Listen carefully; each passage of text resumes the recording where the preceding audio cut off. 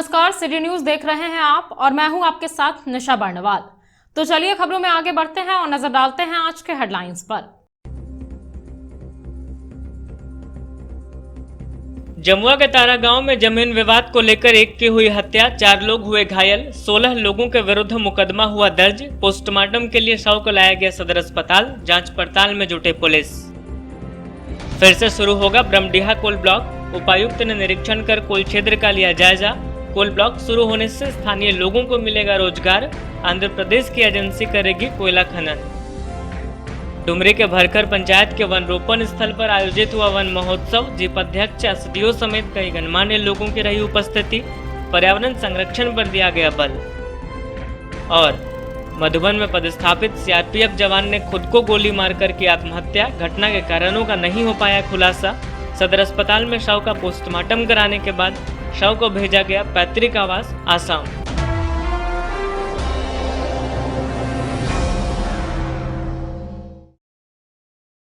और अब खबरें विस्तार से। जमुआ थाना क्षेत्र के तारा में जमीन विवाद को लेकर लालजीत साव के अपने ही भाइयों ने पीट कर उसकी हत्या कर दी। घटना के बाद मृतक के शव को पोस्टमार्टम के लिए सदर अस्पताल लाया गया। इधर मृतक के परिजनों ने 16 नामजद लोगों पर प्राथमिकी दर्ज कराई है, जिसके आधार पर पुलिस ने 4 लोगों को गिरफ्तार किया है और आगे की पड़ताल कर रही है। जमुआ थाना क्षेत्र स्थित तारा में जमीन विवाद में लालजीत साव की हत्या हो गई।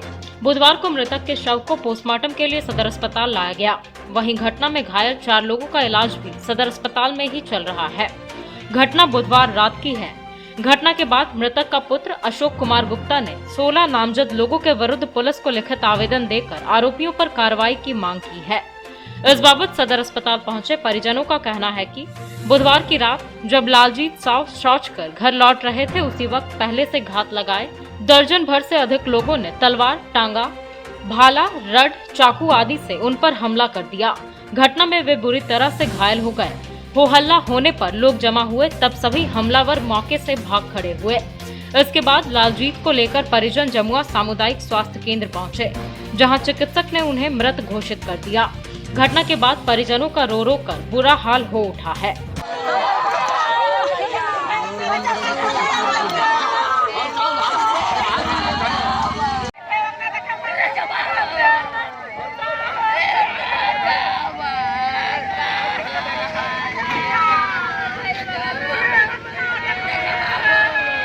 आपका संतोष कुमार गुप्ता। ये कौन लगते हैं मिस्त्री का? पापा क्या नाम है? लालजीत साव।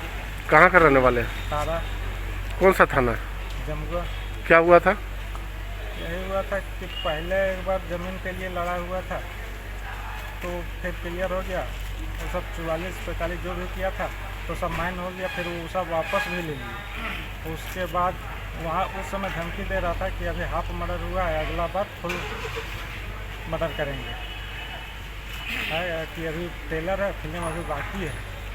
तो उसी बीच में कल का हुआ कि अचानक पापा गए थे स्वच्छ करने, तो उधर से उसका जो बच्ची थे तो जाके पापा सबसे बोल दिया कि वो सब गया है बाप बेटा उधर, तो सब जाके रोड में छेक लिया घर पर आते समय, और वहीं मारना चालू किया। कौन लोग मारे? क्या नाम है? मनोज साव, त्रिभुवन साव, खुशी साव, जसवंत साव, सरिता देवी, अनीता देवी, गीता देवी, दीपक साव। और क्या चीज़ से मारे? तलवार, भाला, रड। इधर घटना के बाबत इंस्पेक्टर नवीन कुमार सिंह ने बताया कि आवेदन पर पुलिस ने कार्रवाई करते हुए 4 लोगों को गिरफ्तार किया है। वहीं 4 घायलों का इलाज गिरिडीह सदर अस्पताल में चल रहा है। उन्होंने बताया कि मृतक के अपने भाइयों ने ही पीट कर उसकी हत्या कर दी। फिलहाल पुलिस इस मामले में आगे की कार्रवाई कर रही है। जमुआ थाना अंतर्गत ग्राम तारा में लालजीत साव की हत्या उसके भाइयों के द्वारा पीट कर दी गई है, जिसमें जमुआ थाना के द्वारा प्राथमिकी दर्ज कर अग्रिम कार्रवाई करते हुए 4 लोगों को गिरफ्तार की गई है। हत्या उनके अन्य 3 भाइयों एवं उनके परिवार के सदस्यों के द्वारा की गई है। हत्या के कारण का पता लगाया जा रहा है और पुलिस अग्रतर कार्रवाई कर रही है। इसमें गिरफ्तारी कितना की हुई? 4 लोगों की गिरफ्तारी की गई है। मधुबन स्थित सीआरपीएफ 154वीं बटालियन में प्रतिनियुक्त असम निवासी 40 वर्षीय जवान रतन दास ने गुरुवार को खुद को अपने सर्विस AK-47 से गोली मारकर आत्महत्या कर ली। घटना के कारणों का खुलासा नहीं हो सका है। घटना के बाद मृतक के शव को पोस्टमार्टम के लिए सदर अस्पताल लाया गया। मधुबन स्थित सीआरपीएफ 154वीं बटालियन में प्रतिनियुक्त 40 वर्षीय जवान रतन दास ने गुरुवार को खुद को अपने सर्विस AK-47 से गोली मारकर आत्महत्या कर ली। मृतक के शव को पोस्टमार्टम के लिए सदर अस्पताल लाया गया। यहाँ काफी संख्या में सीआरपीएफ के जवानों ने मृतक के शव का पोस्टमार्टम कराने के बाद उसे अपने साथ मधुबन ले गए, जिसके बाद शव को उनके पैतृक घर असम भेज दिया गया। मृतक जवान रतन दास मूल रूप से असम के रहने वाले थे और 6 माह पहले ही मधुबन सीआरपीएफ कैंप में इनकी पोस्टिंग हुई थी। जवान द्वारा आत्महत्या किए जाने के कारणों का फिलहाल खुलासा नहीं हुआ है, क्योंकि घटना के बाद 154वीं बटालियन के कोई भी पदाधिकारी कुछ भी कहने से इनकार कर रहे थे।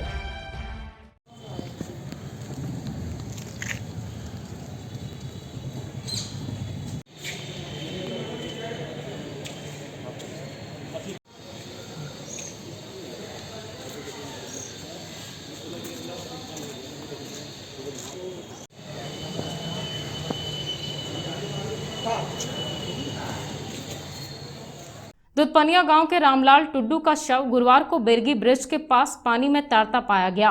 घटना की सूचना मिलते ही पुलिस मौके पर पहुंची और शव को कब्जे में लेकर पोस्टमार्टम के लिए सदर अस्पताल भेज दिया। मुफस्सिल थाना क्षेत्र के दुधपनिया गांव के रामलाल टुड्डू का शव गुरुवार को बेरगी ब्रिज के पास पानी में तैरता हुआ पाया गया। घटना की सूचना मिलते ही मौके पर पुलिस पहुंची और शव को कब्जे में लेकर उसे पोस्टमार्टम के लिए सदर अस्पताल भेज दिया। बताया गया कि रामलाल टुड्डू राइस मिल में काम करता था और पिछले 2-3 दिनों से घर से लापता था। परिजनों के मुताबिक उसकी खोजबीन की जा रही थी। इसी बीच गुरुवार दोपहर यह सूचना मिली कि बेरगी ब्रिज के पास एक शव पाया गया है। यहां पहुंचने पर शव की पहचान कर ली गई। मौके पर पहुंचे मुफस्सिल थाना के SI प्रमोद कुमार ने पंचनामा दर्ज कर शव को कब्जे में लिया।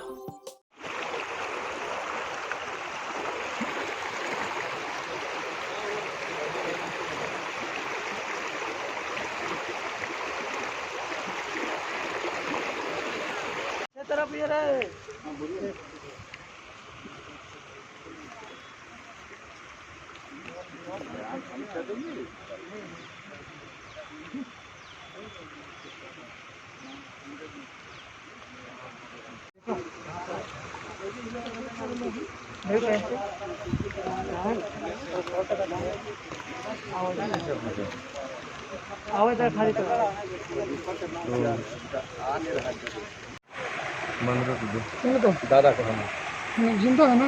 नहीं, लेट है मंगरू।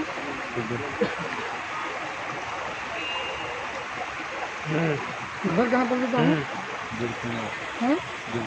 जुड़पनिया।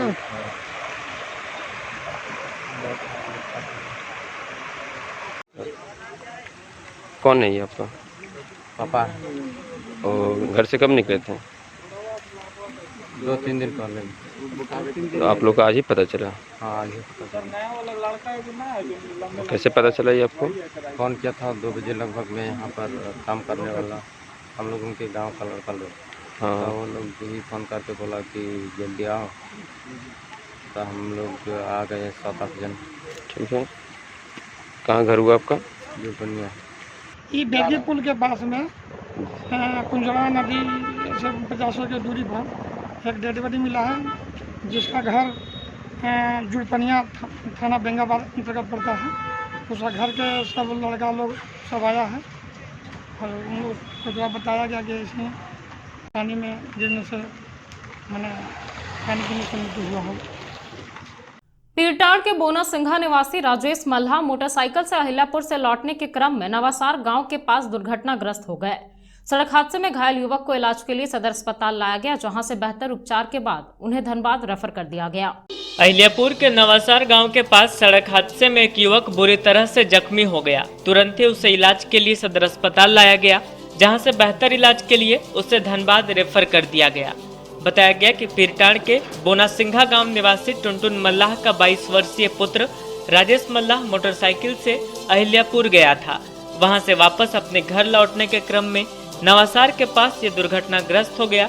घटना के बाद 108 एम्बुलेंस से उसे सदर अस्पताल लाया गया, जहां प्राथमिक उपचार के बाद उसे बेहतर इलाज के लिए धनबाद रेफर कर दिया गया। पंकज कुमार मल्ला कौन लगता है आपके? भैया है, कहाँ का, कौन सा थाना पड़ता है? एहलियापुर था। क्या हुआ था? एक्सीडेंट हो गया था कहाँ? नवा से। कहाँ जा रहे थे? जा रहा था ये अपना घर अब- बोना सिंघार। कहाँ? बोना सिंघार बोना सिंघार। तो एक्सीडेंट कहाँ पे हुआ? ये नवा से में हुआ है। तो कोई गाड़ी वाला मारा या कि आपने गिर गया? वो पता नहीं है, गाड़ी वाला मारा। ये अकेले थे कि और कोई था? अकेले थे अकेले मोटरसाइकिल से? जी। तो नावासर अपने मतलब अपने घर जा रहे थे? जी नवा कहाँ? नवा से एहलियापुर से, मेरा घर से ही अपना घर जा रहा था। तिसरी थाना क्षेत्र के धसनी गांव निवासी शोभा कुमारी को गंभीर अवस्था में इलाज के लिए सदर अस्पताल लाया गया। बताया गया कि पिछले दिनों उसे सियार ने काट लिया था, जिसके बाद उसका इलाज तिसरी सामुदायिक अस्पताल में चल रहा था। स्थिति नहीं सुधरने पर गुरुवार को उसे सदर अस्पताल लाया गया, जहां उसकी स्थिति नाजुक बनी हुई है। तिसरी थाना क्षेत्र के धसनी गांव की शोभा कुमारी को पिछले दिनों सियार ने काट लिया था। गंभीर अवस्था में गुरुवार को इलाज के लिए उसे सदर अस्पताल लाया गया। इस बाबत पता सुंदर हेम्ब्रम ने बताया कि इनकी पुत्री को 20 दिन पहले सियार ने काट लिया था, जिसके बाद तिसरी सामुदायिक अस्पताल में इसका इलाज चल रहा था। इलाज के बाद भी शोभा की स्थिति गंभीर होने पर उसे बेहतर इलाज के लिए सदर अस्पताल लाया गया। फिलहाल उसकी स्थिति नाजुक बनी हुई है। बताया गया कि शोभा कुमारी बच्चे के साथ गांव में खेल रही थी। इसी बीच जंगल से निकलकर एक सियार ने उसे काट लिया। घायल होने के बाद इसे तिसरी के सामुदायिक अस्पताल में इलाज के लिए भर्ती करवाया गया था, जिसके बाद गुरुवार को इलाज के लिए सदर अस्पताल लाया गया। कहाँ घर है? कौन थाना? थाना कौन पड़ता है? तिसरी। क्या हुआ था इसको? लोमड़ी काटा था। लोमड़ी काटा है? कब? 20-25 दिन हो गए। तो कहीं दिखाए थे? हाँ, देखा था सरकारी अस्पताल में तिसरी में। तिसरी में? हाँ तो वहाँ से आज रेफर कर दिया? हाँ, तो 20 को दबा दिया था, क्या पता। तब ये बृहस्पति को 20 को एकदम पूरा शरीर में सब खेल। गिरिडीह रेलवे स्टेशन में मार्गोमुंडा थाना क्षेत्र निवासी एक व्यक्ति का छूटा हुआ मोबाइल फोन को रेलवे पुलिस ने वापस कर दिया। बताया गया कि वह अपने स्मार्टफोन को गिरिडीह रेलवे स्टेशन में चार्जिंग पर लगाकर मधुपुर के लिए रवाना हो गया था। गिरिडीह रेलवे स्टेशन में एक दिन पहले एक यात्री का छूटा हुआ मोबाइल रेलवे पुलिस ने गुरुवार को वापस कर दिया। दरअसल बुधवार को मार्गोमुंडा थाना क्षेत्र के निवासी सलामत हुसैन अपने स्मार्ट मोबाइल Realme 3 को गिरिडीह रेलवे स्टेशन में चार्ज लगाकर रात की ट्रेन से मधुपुर के लिए मोबाइल फोन लिए बिना निकल पड़े थे। जैसे ही उन्होंने महेशमुंडा स्टेशन पार किया, उन्हें अपने मोबाइल के बारे में याद आया। इसके बाद वे तुरंत जगदीशपुर हॉल्ट के पास पहुंचकर वहां तैनात स्क्वाड के पुलिसकर्मी को इस बारे में उन्होंने जानकारी दी। स्क्वाड जवान ने तुरंत इसकी सूचना गिरिडीह रेलवे पुलिस को दी, जिसके बाद रेलवे पुलिस ने मोबाइल को सही सलामत चार्जिंग पॉइंट पर पाया। बाद में उस व्यक्ति को सही सलामत मोबाइल पाए जाने की सूचना दे दी गई। साथ ही उसे कभी भी रेलवे स्टेशन पहुंचकर मोबाइल ले लेने को कहा गया। सलामत हुसैन गुरुवार को वापस गिरिडीह स्टेशन पहुंचकर पुलिस के बताए प्रक्रिया के अनुसार आवेदन देने के बाद उन्हें सही सलामत हाल में मोबाइल वापस कर दिया गया। मोबाइल पाने के बाद उन्होंने रेलवे पुलिस को धन्यवाद दिया। क्या मामला? मामला हुआ सर, हम चार्ज में दे के बैठे हुए थे। जब तक गाड़ी आई है वहाँ से, तो गाड़ी आई है, हम दौड़ के चढ़ गए। जगदीशपुर जाने के बाद हम किसी प्रशासन को बोले कि मेरा मोबाइल छूट गया है सर, तो मैं अगर कहीं मिलेगा तो हमको कॉल कीजिएगा। कहाँ जाना था आपको? जाना था मधुपुर, और मधुपुर मेरा घर हुआ रामपुर मार्गोमुंडा थाना। तो मोबाइल कहाँ चार्ज लगाया था? मोबाइल यहीं स्टेशन पर लगाया था। कौन सा स्टेशन? यहीं गिरिडीह स्टेशन पर। इसके बाद आपको कब जानकारी मिला? जानकारी हुआ जब यहाँ से गाड़ी खुली था। और फिर इसके बाद क्या हुआ? उसके बाद फिर प्रशासन मिला यही सर, तो इसको बोले। तो फिर बोला कि ऐसा ठीक है, पता लगेगा तो हम बोलेंगे आपको। हाँ, फिर इसके बाद आप सुबह यहाँ वापस आए। इसके बाद क्या? इसके बाद वापस आए तो इन लोगों को पकड़े थे, बोला कि यहाँ सुरक्षित है आपका मोबाइल, आप यहाँ से एक आवेदन देकर। तो आपका मोबाइल मिल गया? मेरा मोबाइल मिल गया।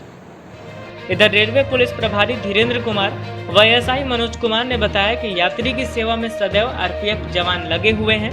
किसी भी यात्री को कोई दिक्कत हो तो वह फौरन रेलवे पुलिस को इसकी सूचना दे। मदद का हर संभव प्रयास किया जाएगा। मौके पर railway squad party Roshan Kumar आदि जवान उपस्थित थे।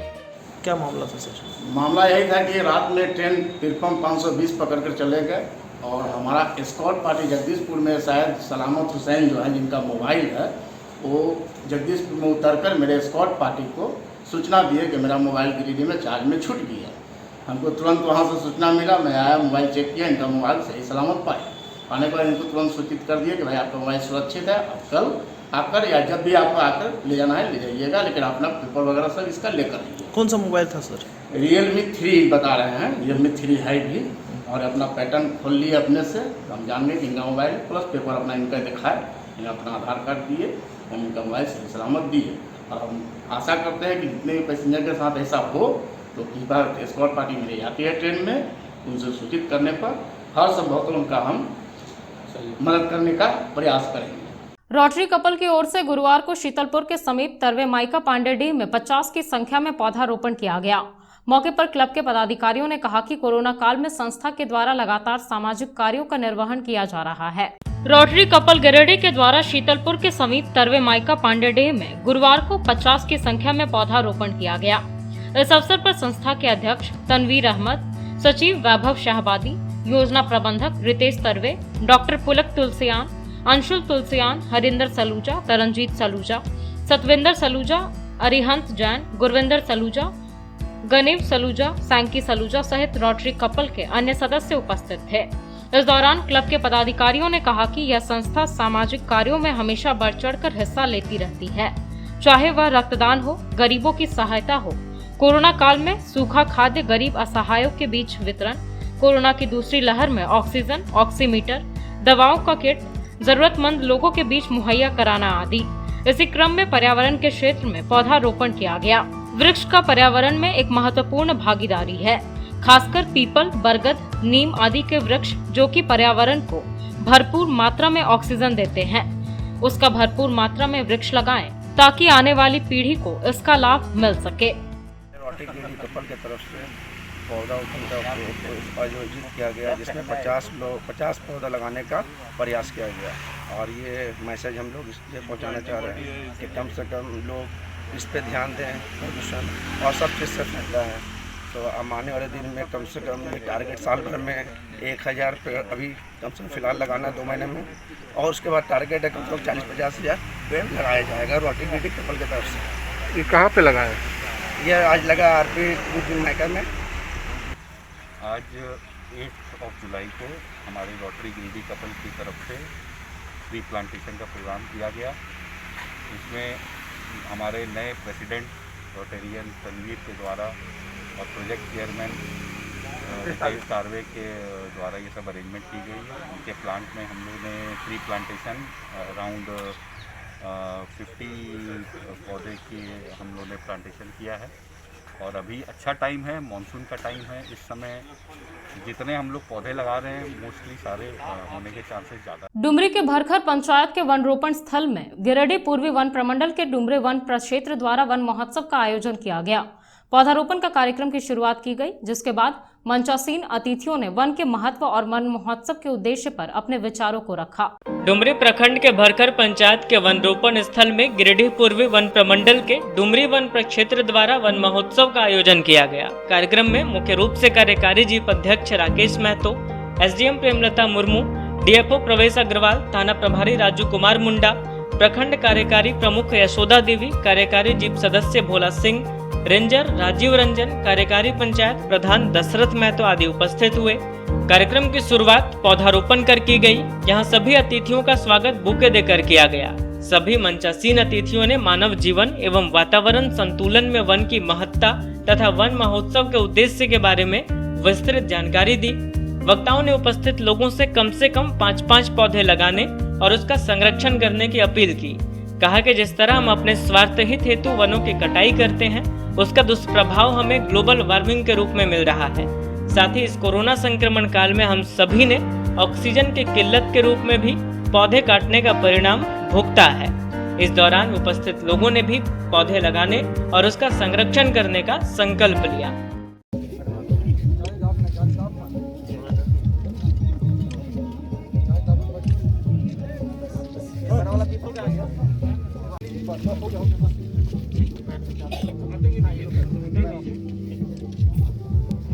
देकर पैर से प्रेस करना।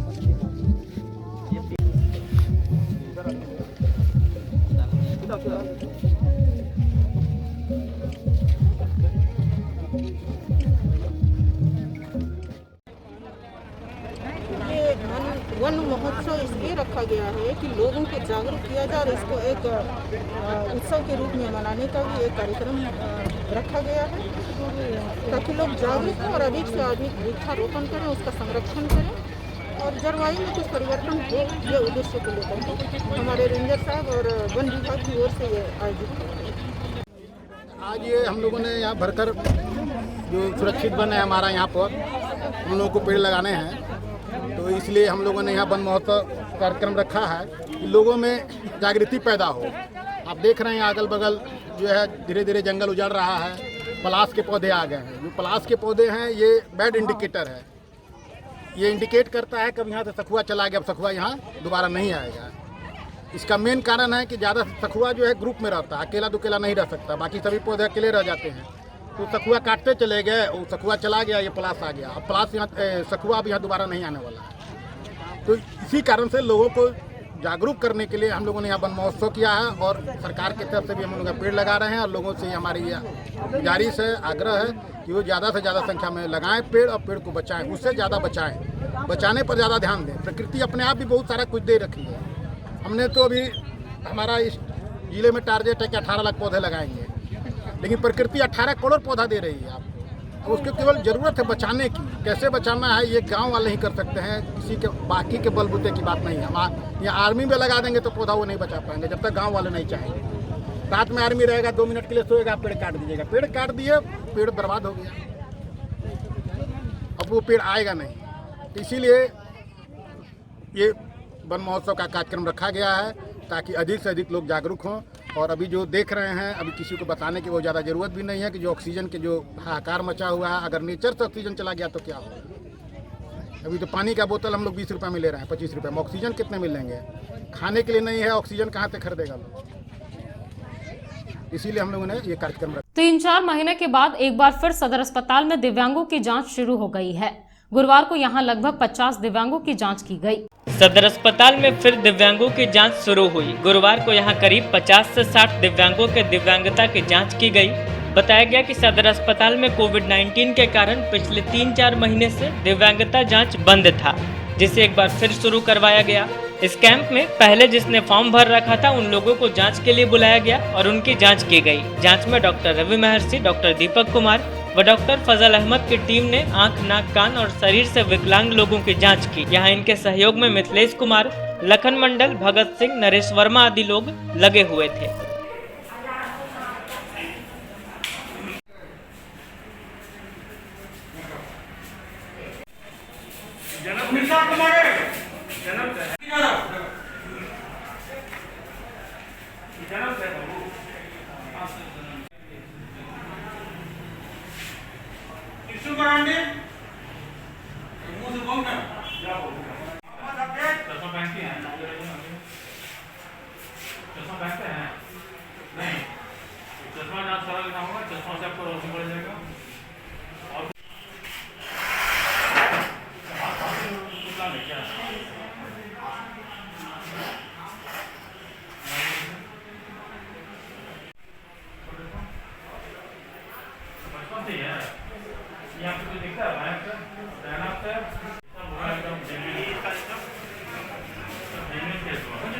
क्या नाम है?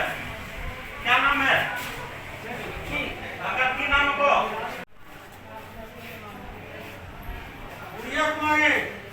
बेटा कैसे है?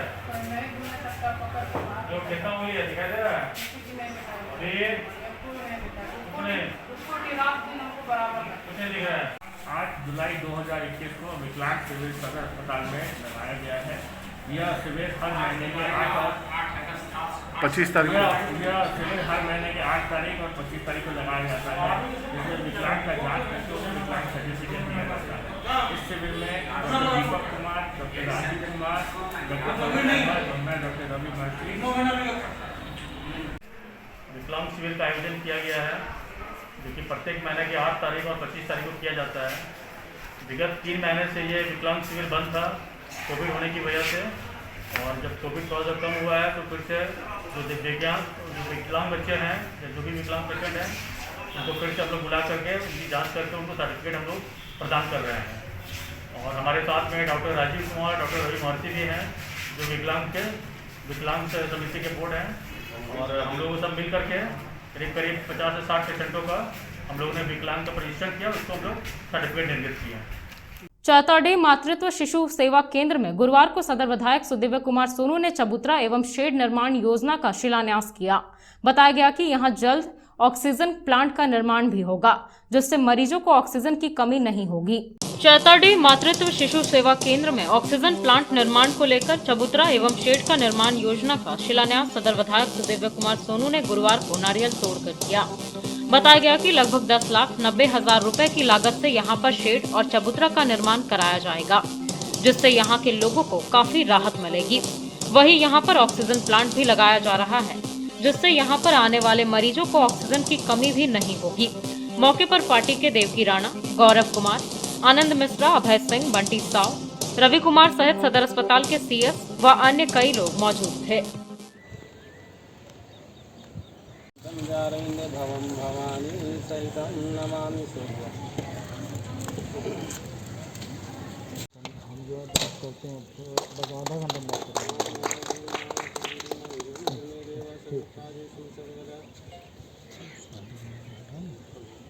ठीक है।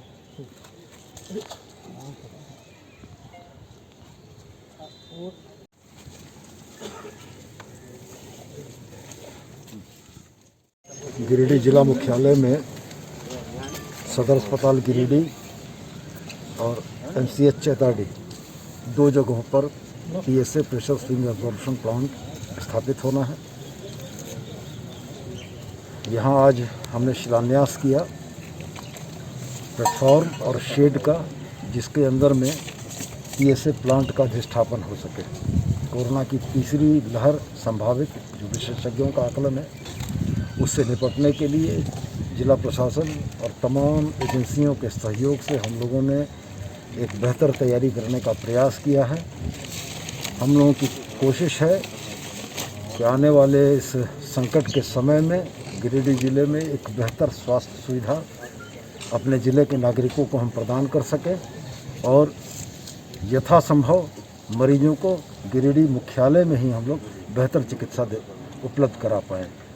ऑक्सीजन प्लांट इसी कड़ी में एक मील का पत्थर साबित होगा कि यहाँ पर जितने भी ऑक्सीजन सपोर्टेड बेड होंगे उसमें ऑक्सीजन की सप्लाई इसी प्लांट से हो सकेगी। इसी तरीके से सदर अस्पताल में बनने वाला ऑक्सीजन प्लांट सदर अस्पताल में सप्लाई करने के काम में आएगा। गिरिडीह उपायुक्त राहुल कुमार सिन्हा ने चुंजका पंचायत के ब्रह्मडीहा कोल ब्लॉक का निरीक्षण कर वस्तु स्थिति का जायजा लिया। बताया गया कि 15 वर्षों से यहां खनन का कार्य बंद पड़ा है, जिसे शुरू करने के लिए कुछ औपचारिकताओं को पूर्ण करने की आवश्यकता है।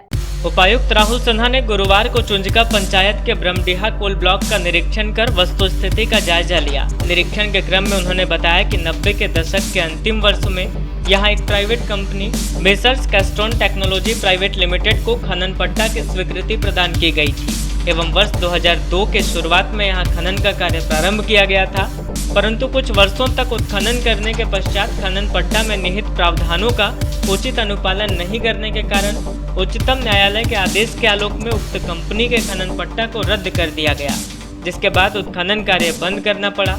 लगभग 15 वर्षों से यहाँ खनन का कार्य बंद पड़ा है।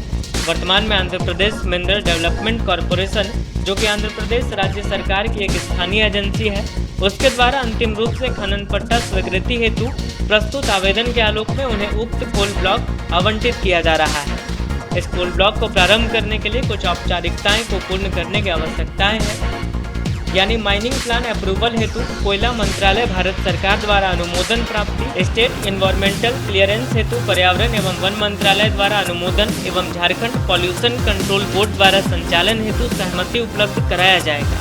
इन सभी दस्तावेजों के प्राप्त होने के बाद जिला प्रशासन द्वारा एजेंसी को फाइनल रूप से ट्रांसफर लीज की स्वीकृति प्रदान कर दी जाएगी एवं तत्पश्चात सुचारू रूप से यहाँ उत्खनन कार्य शुरू किया जाएगा। इसका सीधा लाभ स्थानीय लोगों को मिलेगा। खनन कार्य शुरू होने से यहाँ रोजगार का सृजन होगा। इस परिस्थिति में व्यापक पैमाने पर रोजगार सृजन करने के लिए खनन के कार्यों को सुदृढ़ किया जाएगा, ताकि ज़्यादा से ज़्यादा संख्या में स्थानीय श्रमिकों व्यक्तियों को रोजगार उपलब्ध कराकर उन्हें लाभान्वित किया जा सके।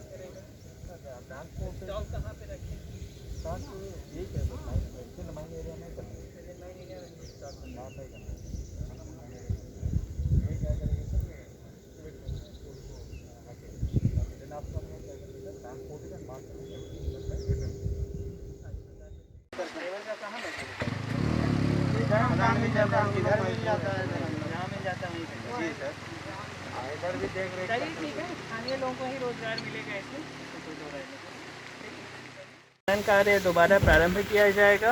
90 के दशक के अंतिम वर्षों में यहाँ पर एक प्राइवेट कंपनी कैस्ट्रॉन माइनिंग एजेंसीज़ को एक्सकेवेशन का लीज़ ग्रांट किया गया था और 2-3 वर्षों तक यहाँ पर खनन कार्य चला। चूँकि खनन प्रक्रियाओं का उचित अनुपालन एजेंसी के द्वारा नहीं किया गया, अतः माननीय उच्चतम न्यायालय के आदेश के आलोक में लीज़ कैंसिल किया गया था और उसके बाद से 15 वर्षों तक यहाँ पे कोई खनन कार्य नहीं हो रहा है। वर्तमान में Andhra Pradesh mineral development corporation, जो कि राज्य सरकार की आंध्र प्रदेश राज्य सरकार की स्थानीय एजेंसी है, उन्हें यह कोल ब्लॉक अलॉट किया गया है और इस कोल ब्लॉक अलॉटमेंट के पश्चात उनके द्वारा फाइनल माइनिंग ग्रांट लीज़ के लिए आवेदन प्रस्तुत किया गया है। कुछ फॉर्मेलिटीज़ जैसे कि mining plan approval, environmental clearance जो कि state environmental impact assessment authority के द्वारा दिया जाता है, वह भी प्राप्त किया जाना है। उसके बाद फिर झारखंड पोल्यूशन कंट्रोल बोर्ड द्वारा CTO कंसेंट टू ऑपरेट उपलब्ध कराया जाएगा। इन तीनों डॉक्यूमेंट्स को प्राप्त करने के पश्चात डिस्ट्रिक्ट एडमिनिस्ट्रेशन के साथ APMDC ट्रांसफ़र लीज़ को एग्जीक्यूट करेगी और उसके बाद विधिवत यहाँ पर माइनिंग ऑपरेशन शुरू कर दिए जाएंगे। इसका सीधा फ़ायदा स्थानीय लोगों को होगा। इस मामले में काफ़ी रोज़गार में बढ़ोतरी होगी। एक्सकेवेशन कार्य, स्टॉकिंग कार्य, ट्रांसपोर्टेशन कार्य इत्यादि में जितने भी मैन पावर की ज़रूरत पड़ेगी, डेफिनेटली है कि वह स्थानीय जनता से ही उसकी भरपाई की जाएगी।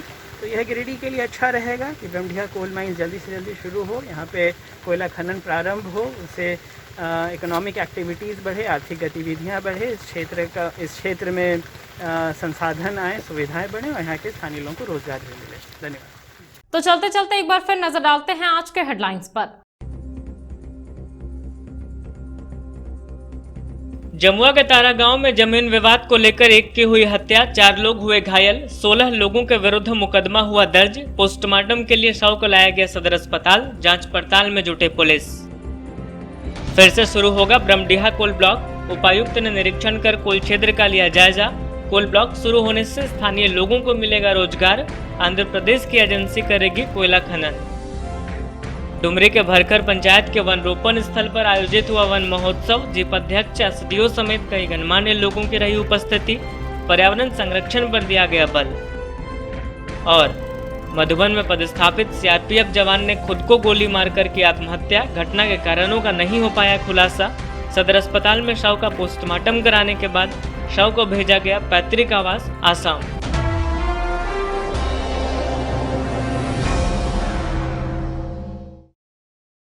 तो दर्शकों, ये था हमारा आज का न्यूज अंक। आज के अंक में बस इतना ही। कल फिर होगी मुलाकात कुछ अन्य खबरों के साथ। तब तक के लिए दीजिए मुझे और मेरी पूरी टीम को इजाजत। नमस्कार।